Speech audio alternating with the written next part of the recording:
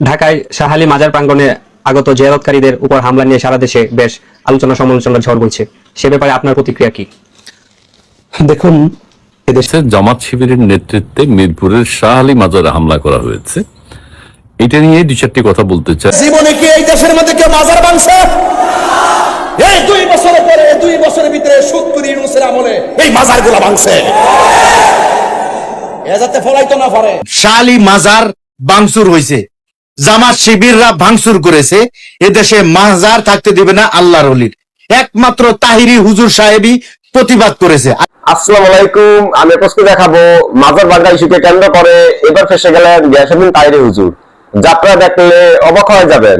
তো এখন চলুন কথা না বাড়িয়ে আমরা এক এক করে ভিডিওগুলো দেখে আসি। ঢাকায় শাহ আলী মাজার প্রাঙ্গণে আগত জিয়ারতকারীদের উপর হামলা নিয়ে সারা দেশে বেশ আলোচনা সমালোচনার ঝড় বইছে।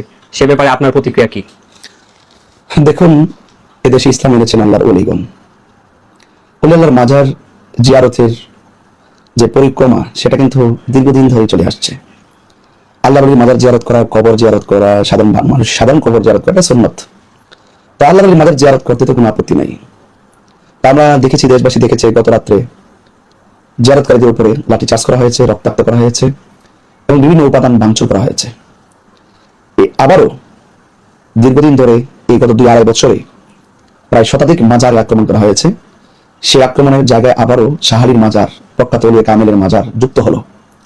তো একের পর এক যারা মাজার ভাঙছে, তাদের আমি মনে করি দিন দিন এই মব ভায়োলেন্সের তাণ্ডব বেড়েই চলছে। জিয়ারতকারীদের উপরে হামলা করেছে তারা কারা? স্থানীয় এমপি ব্যারিস্টার আরমান সাহেব তিনি বলেছেন, আমি একটি নিউজে দেখেছি, তিনি নাকি বলেছেন সেখানে মাদক বিরোধী অভিযান চালানো হয়েছে।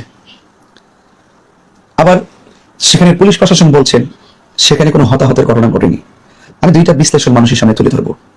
স্থানীয় এমপি বলেছেন মাদক বিরোধী অভিযান চালানো হয়েছে, অর্থাৎ শাহ আলী বগদাদ রহমতুল্লাহর মাজারে কে বা কারা মাদক সেবন করেছে, নেশা করেছে, তাদের বিরুদ্ধে অভিযান চালানো হয়েছে।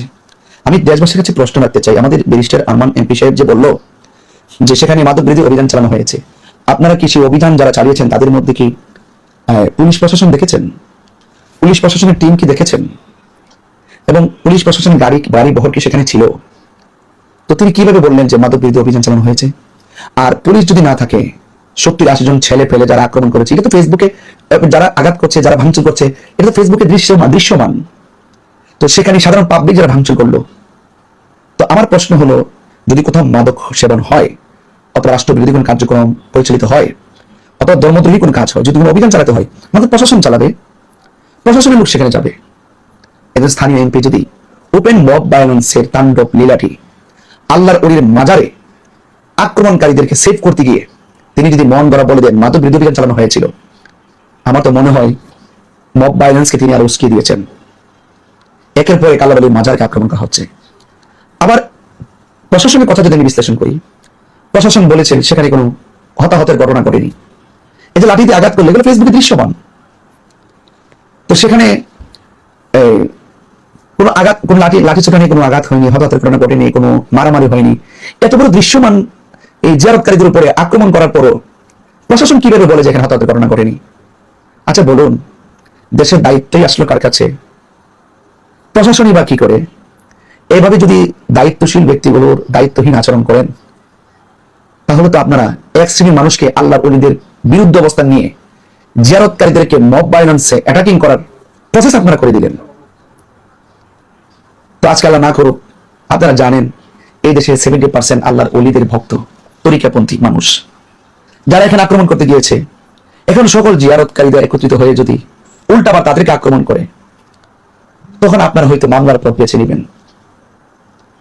এবং উল্টা যদি আক্রমণ শুরু করে, তাহলে এটা দায়ভারটা কে নিবে?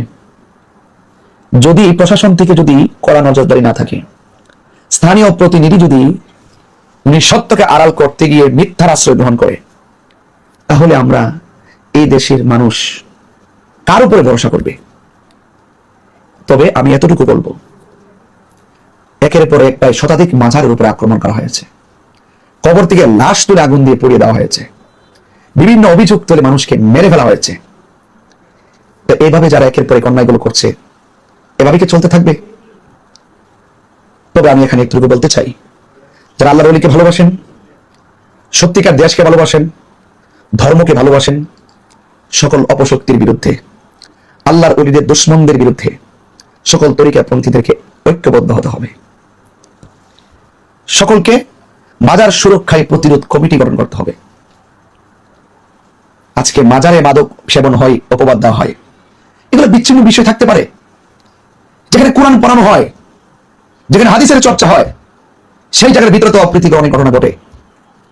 স্কুল, কলেজ, ইউনিভার্সিটিতে শিক্ষাঙ্গনের মধ্যে তো এরকম অনেক অপ্রীতিকর ঘটনা ঘটানো হয়। সেখানে থেকে মব ভায়োলেন্স উস্কে দেয় না? তাহলে যারা একমাত্র আল্লাহর ওলির মাজারকে টার্গেট করেছে তারা নিঃসন্দেহে দেশদ্রোহী এবং ধর্মদ্রোহী।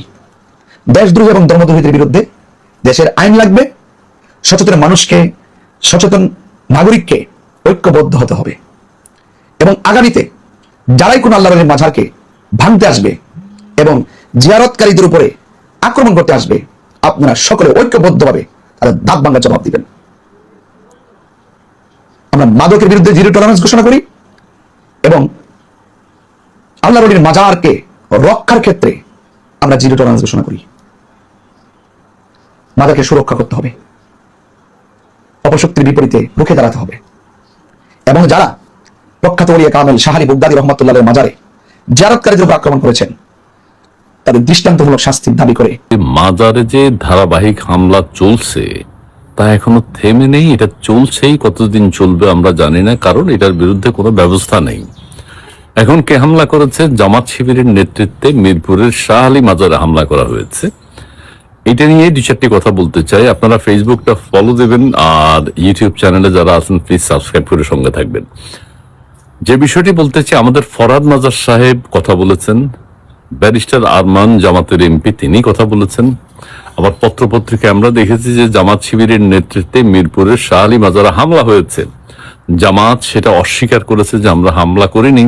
এখন আবার সিসি ফুটেজ দেখে যাদেরকে গ্রেফতার করা হচ্ছে, অলরেডি 3 জনকে গ্রেফতার করা হয়েছে, তারা জামাতের নেতা, জামাতের হয়ে মিরপুর শাহ আলী মাজারে হামলা করেছে। কথা পরিষ্কার, ঠিক আছে? তাহলে জামাত যে মিথ্যা কথা বলেছে, আমাদের কেউ জড়িত না, জড়িত না হলে ওদেরকে গ্রেফতার করলো কিভাবে? আচ্ছা, ব্যারিস্টার আরমান কি বলেছে? যে ব্যারিস্টার আরমান মিরপুর থেকে নির্বাচন করেছে, যে আমার পক্ষে যারা নির্বাচনে কাজ করেছে তাদেরকে গ্রেফতার করা হচ্ছে। তার মানে জামাতের লোক জড়িত ছিল, ঘটনা সত্য। ব্যারিস্টার আরমান আবার কিছু প্রশ্ন তুলেছে যে আমার এটা একটা ষড়যন্ত্র, আমার নেতাদেরকে গ্রেফতার করছে। তা তো না, পুলিশ বলছে সিসিটিভি ফুটেজে যাদেরকে দেখা গেছে তাদের মধ্যে 3 জনকে গ্রেফতার করা হয়েছে, 3 জনই জামাতের।